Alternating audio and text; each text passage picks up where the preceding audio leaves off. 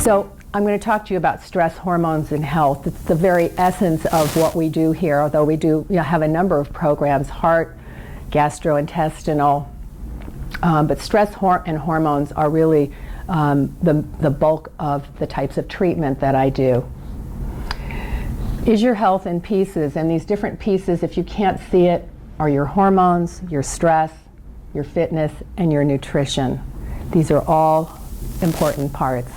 And of course, emotional and spiritual. But just talking in terms of physiologic, the things that I deal with, these are the pieces. So these are common symptoms that we see. Fatigue is our number one. People who are irritable, angry.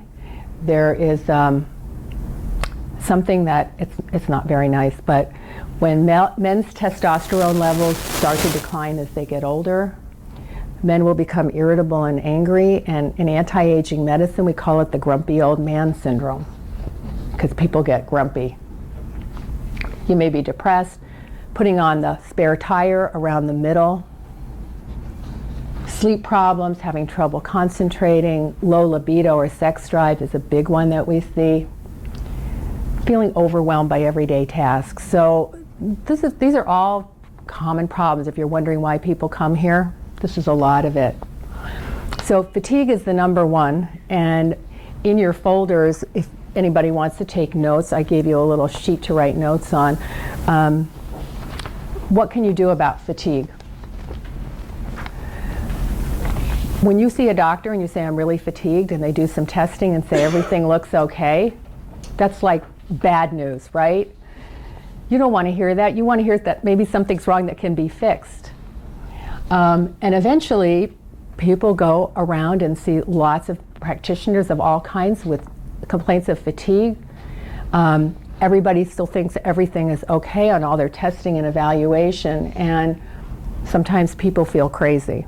And this cartoon says it's only hypochondria, but it's a very virulent form. The other thing that happens, and it happens especially to women, is that if you persist enough with what's bothering you and nobody can figure out a solution, they figure it must be in your head. So you're not really tired, you're really depressed. Take an antidepressant. And that, of course, just brings a whole host of side effects and other problems and doesn't do anything about fatigue. So I compared what we can do in functional medicine. What are the things we look at when we're trying to figure out why somebody's fatigued? And I can tell you that when I was practicing gynecology and somebody came in to see me and said, I'm tired, I would get those two tests. I would look to see if they were anemic, low blood. Of course, I saw a lot of women with heavy menstrual periods, so sometimes people did have anemia. And I would check their thyroid, and if that was okay, there was nothing I could do. And most of the time that was all okay. And I didn't have any place to refer somebody. I didn't have any ideas for them. And in functional medicine, yeah, we still look at anemia, we look at the thyroid, but we look at it much differently. Hormone decline, very associated with fatigue. Stress will make you fatigued. What we call adrenal burnout, when you've been stressed for a really long time, you get this very profound fatigue that no matter how long you sleep, you never feel refreshed. And then other things that regular medicine never thinks about, food sensitivities, my gluten intolerance, things like that can give people brain fog and fatigue, migraine headaches, not to mention, all the bloating and stomach problems. Some people have heavy metal toxicity. Either they have high exposures or they're not able to get rid of the metals they're exposed to. It poisons the enzyme systems throughout your body, and you can't manufacture energy without good enzyme function. So people feel fatigued, among other things. Sometimes prescription medicine will make people feel fatigued. The statin medications are a key example. Fatigue, brain fog, and muscle pain. Why? Because statin medications prevent you from making one of the most important components of the energy cycle in your cells. It's called coenzyme Q10. People probably heard of CoQ10. Statin drugs block your manufacture of CoQ10. And so the little parts of your cells where energy is made has to have CoQ10, and if it doesn't have it, it doesn't make energy. And that accounts for the muscle pain, because muscles have a lot of energy producing areas in muscle cells. Muscle cells move, so they need lots of energy. And when they're blocked from producing energy, you get muscle pain, fatigue, and weakness. Autoimmune disorders. And the thing about autoimmune problems is we actually can figure out the cause of a lot of them.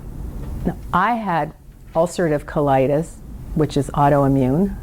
Maybe some of it was ulcerative colitis, most of it was gluten. I had autoimmune thyroid problems called Hashimoto's, and I had psoriasis, another autoimmune problem. And when you eliminate gluten, when I eliminated gluten, the psoriasis went away, and the Hashimoto's, the antibody that I was making, the levels went way down. So not recognizing the causes of autoimmune leads people, again, it's like the picture I showed you with the plant and the roots. If you only see the autoimmune part up at the top, you load people up with anti-inflammatories, right? Prednisone, very strong anti-inflammatory, and never really look at what the root is. What's making somebody trigger this immune process? Sleep disorders. There's a sleep disorder that is hardly ever recognized called sleep disordered breathing, and it happens almost completely in women, and not the people that you think of, with sleep apnea who are overweight with a thick, short neck.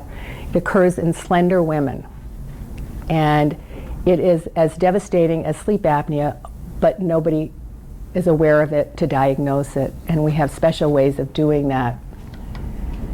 Conventional medicine, nothing else. Now we're on to the second page of ideas and understanding why people can be fatigued. Environmental toxins are so damaging, and it's a bind, because how do you stop breathing or, get away from, you buy a car and all the off-gassing from the plastic in the car. We got a new car in December, it still has the new car smell. I know I'm still smelling and inhaling all of that rubber and petroleum and plastic. Intestinal infections, yeast overgrowth, tremendous cause of fatigue and brain fog. Neurotransmitter decline, those important brain chemicals I was talking about, that can be a source of fatigue. And a lot are tied into poor digestion. I had one of my very first patients, we did a neurotransmitter test on her, and she had really low levels of all neurotransmitters. Why? And she was very anxious. She didn't make enough stomach acid. She couldn't break down her protein, which is how you get neurotransmitters. They're made in your intestine from the protein that you eat and break down. So understanding that a problem up here might have something to do with a stomach problem is the kind of thing that we're able to do in functional medicine. And I mentioned nutritional deficiencies and diet. We'll talk about diet a little later. Diet is really a huge part of staying healthy and feeling good. Hormones are the messengers. Women have ovaries, men have testicles, they produce hormones, and they travel all over your body through your bloodstream to send messages. Estrogen and testosterone, messages get sent to your brain. That's what makes women turn into women and men turn into men. Besides our reproductive organs, estrogen receptors in our skin that keeps our skin looking healthier. In our heart and blood vessels, there are receptors for these hormones. So these hormones travel throughout our body, so they're messengers. They tell other parts of our body what to do. And our hormones are optimal when we're at about 25 to 30 years old. Now, we used to say that. I'm not sure that even applies anymore, because I'm seeing 25 to 30-year-olds who are hormonally depleted. Probably a combination of toxins in the environment that interfere with estrogen activity.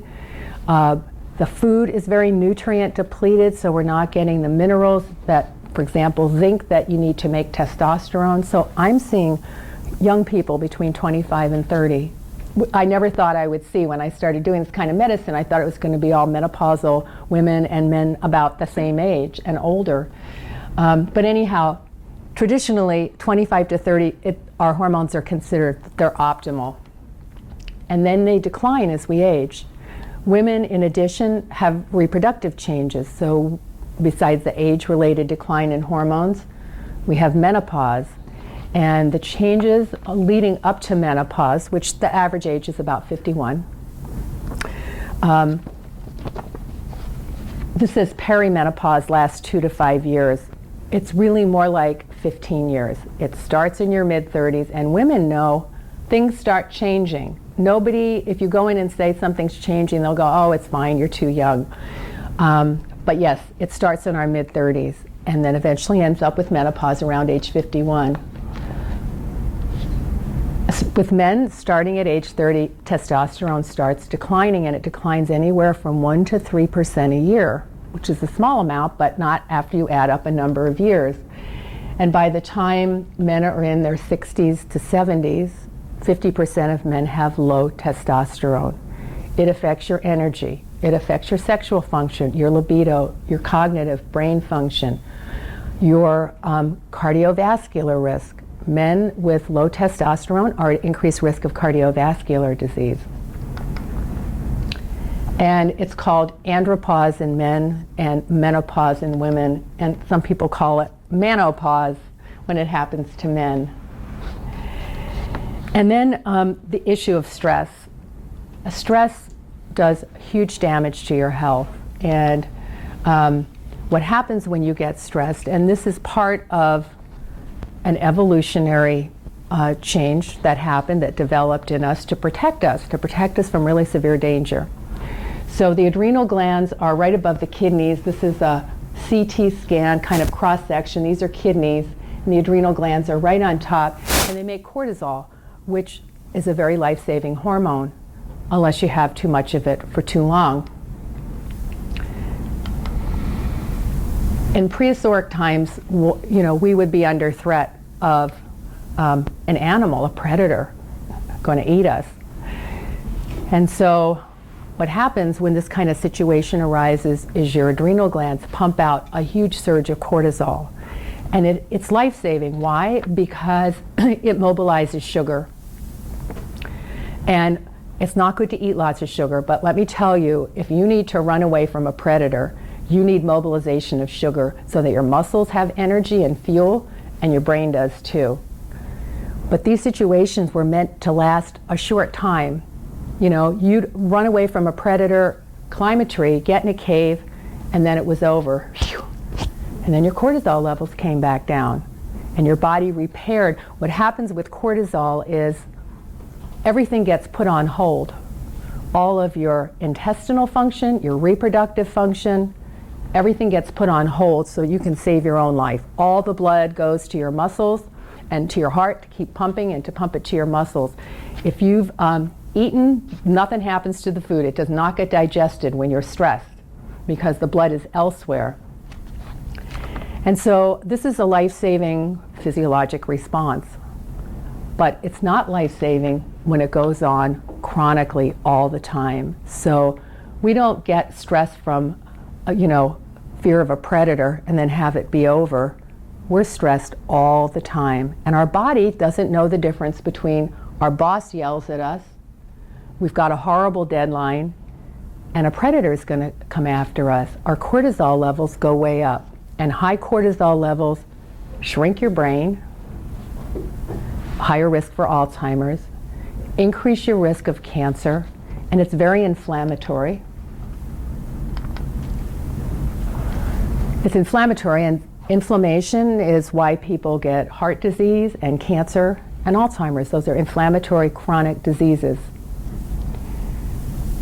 And in addition, like I said, you get weight gain, particularly the spare tire, moody, and it depletes your hormones. And I know you can't see this slide, but let me just say, this is how your hormones get made.